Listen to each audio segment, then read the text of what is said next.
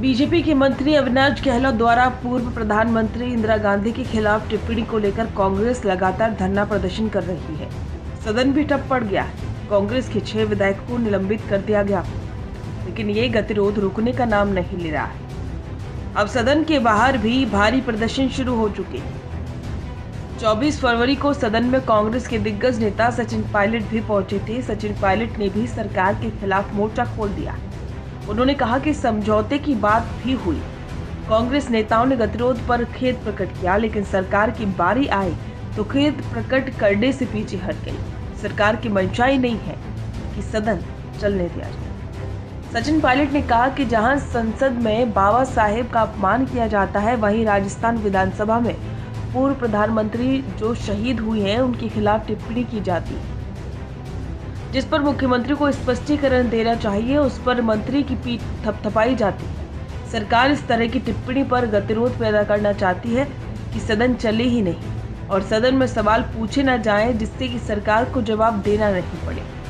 नेता प्रतिपक्ष जूली जी का और प्रदेश अध्यक्ष डोटासरा जी का बयान सुना है।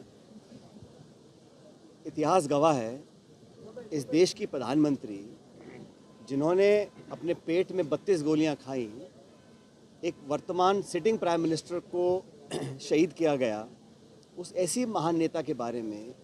और ये परंपरा होती है, जो व्यक्ति सदन का सदस्य नहीं है, व्यक्ति दुनिया में नहीं है, और वो महान महिला जो देश की प्रधानमंत्री रही हो, उसके खिलाफ इस प्रकार की बात बोलना प्रश्नकाल में, जहां उनका कोई संदर्भ नहीं था, उनकी धारणा कहीं ना कहीं जानबूझ के उनको अपमानित करने की थी, इसलिए जानबूझ के उस बात को रखा गया ताकि सदन और देश में तेज ना फैले।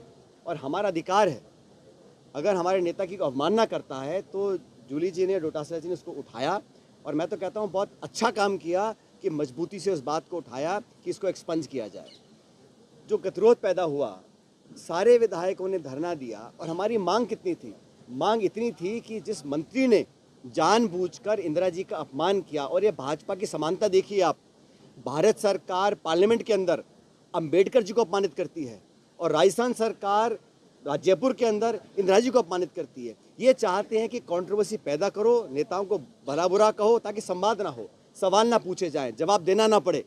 सचिन पायलट ने कहा कि पहली बार जो मंत्री बने हैं, कोई जिक्र इंदिरा जी का था ही नहीं। प्रश्न काल में जानबूझकर बिना संदर्भ उनका जिक्र किया गया, और उससे बड़ी बात यह है कि जो प्रदेश के प्रभारी हैं बीजेपी के अग्रवाल जी, वो क्या टिप्पणी कर रहे हैं?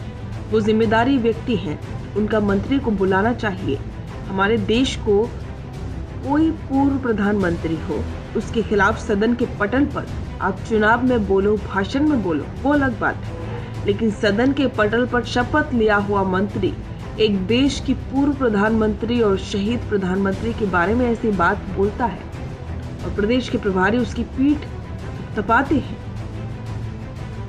सरकार में ये मंशा बन गई है कि इस प्रकार का काम करो, सदन को बंद रखो, लेकिन जनता जागरूक है और कांग्रेस पार्टी का तमाम कार्यकर्ता और आपकी में गलतफहमी दूर कर दो।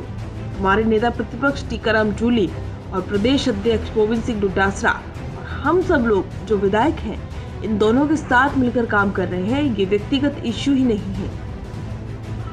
सचिन पायलट ने कहा कि सदन चलाने को लेकर आज भी कह रहे हैं कि मंत्री या सरकार का मुख्यमंत्री ये बोल दे। इतना ही नहीं, इंदिरा गांधी के खिलाफ हमारी कोई दुर्भावना नहीं है, बस हम मात्र इतना ही मांग रहे हैं। अगर वो भी नहीं करना चाहते हैं तो हम लोग भी यहाँ बैठे हैं, सरकार भी यहाँ बैठी है, हम लोग डटकर मुकाबला करेंगे, पूरे प्रदेश में, देश में करेंगे। और जो हमारे 6 साथियों को निलंबित किया गया है, हम 66 लोग हैं, हम एकजुटता के साथ रहेंगे और सदन सरकार को चलाना है तो मंत्री से माफी मंगवा ले, हम सदन को चलाने के लिए तैयार हैं।